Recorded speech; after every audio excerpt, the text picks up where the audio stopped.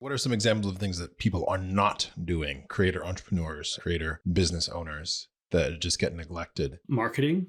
There are creator businesses I know that don't send a single marketing email. They just don't have time. It's like, I am so focused on creating more content, interviewing people, and doing research that leads to better content that they just don't even have time to allocate to creating a marketing campaign, thinking about what goes in that marketing campaign, looking at their Pico data to even understand what the segments are that they might go do audience development with. Oh, do I have more people coming from Twitter that are converting to subscribers, or from search, or from referrals? Not even looking at that, because their priority, and rightly so, they're at a point in their business where content is what's growing, is the biggest thing they can do to grow their business. So they're making that investment now. It's not that they're making the wrong decision. It's that even with Pico giving them that data, they don't have time yet to allocate to doing any of these other things that a more mature business would almost certainly be spending quite a bit of resources performing. So things like that, just understanding the business, doing data analysis, playing around with different technology, and experimenting with different ways to deliver value to your audience. These are all things that if you are more or less bootstrapping, you're not having the luxury of time to be able to play with that or develop the skills to even be competent at these things if you wanted to.